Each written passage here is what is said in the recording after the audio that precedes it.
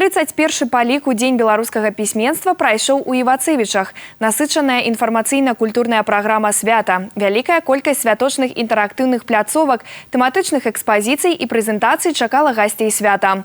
Больш за 70 мерапрыемств на працягу 2 святочных дней. Аб асаблівым для беларусаў свяце у рэпартажы Анастасіі Ляўковіч. Урачыстае свята, прысвечанае шанаванню гістарычнага мінулага беларусаў, культурнай спадчыны і захаванай каштоўнасці народа, пачалося з адкрыцця інтэрактыўных пляцовак і мясцовага гандлю, які прывабліваў разнастайнасцю прадукцыі. Таксама працуе фестываль кнігі і прэсы, ён прадстаўлены разнастайнымі тэматычнымі павільёнчыкамі. Кожны меў сваю назву і адлюстроўваў яе сэнс. Сучасная Беларусь, Беларусь памятае, слова пісьменніка і зроблена ў Беларусі. На фестывалі кожны меў магчымасць пазнаёміцца з новымі кніжнымі выданнямі, сустрэцца з беларускімі і замежнымі пісьменнікамі, паэтамі і журналістамі. Ва ўтульным павільёнчыку пра дасягненні і з забаўляльнай праграмай была і тэлерадыёкампанія «Брэст». Женя, циферка 3. 3. Здорово, если циферка 3. Держите. Это достается. Записывайте самые умные мысли. Шмат падарункаў было зроблена гораду, адзін з якіх адкрыццё кабінета камп'ютарнай томографии у Ивацевицкой центральной районной больницы. Огромная благодарность Брестскому областному исполнительному комитету за выделенные практически 5 миллионов рублей для подготовки помещений под кабинет компьютерной томографии и цифрового флюорографии, а также для, я бы сказал, масштабного ремонта и благоустройства территории вокруг. Завяршэнне ремонта і адкрыццё спартыўнай пляцоўкі адбылося ў школе нумар 1 імя Владзіміра Гука. Таксама горад упрыгожылі новыя архітэктурныя формы. Гэта лунаючыя кнігі. Кампазіцыя аб'екта ўяўляе сабой 10 разгорнутых, нібыта летаючых кніг з выказваннямі і імёнамі вядомых беларускіх літаратурных дзеячаў.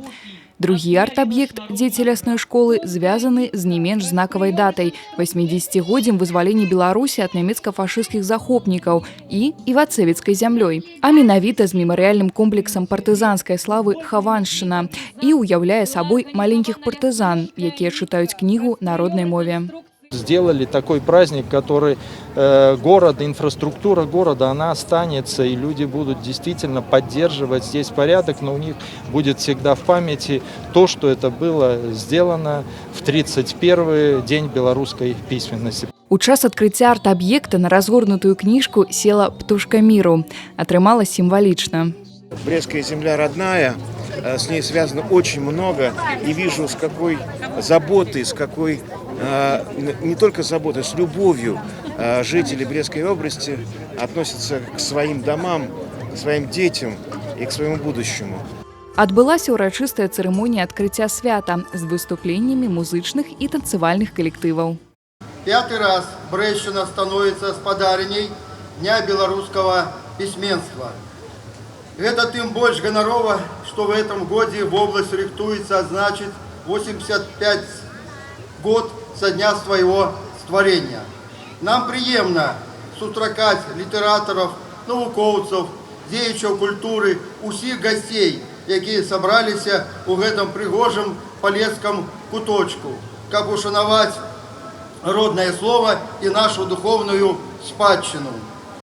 Праграма другога дня свята таксама была насычанай. Уручэнне ўзнагарод пераможцам рэспубліканскага творчага конкурсу Міністэрства інфармацыі і Беларускага прафесійнага саюза работнікаў культуры, інфармацыі, спорту і турызму сярод журналістаў СМІ на тэму уборачнай кампаніі 2024 года «Хвала рукам, што пахнуць хлебам» і урачыстая перадача вымпела Дня пісьменства.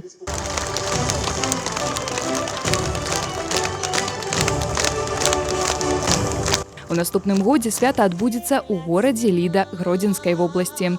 А 31-й дзень беларускага пісьменства упісаў значную старонку ў біяграфію берасцейскай зямлі і адкрыў новыя шляхі для развіцця творчасці і духоўнай культуры вобласці. Анастасія Ляўковіч, Дмітрий Курашоў, Николай Руцкі, тэлерадыёкампанія «Брэст».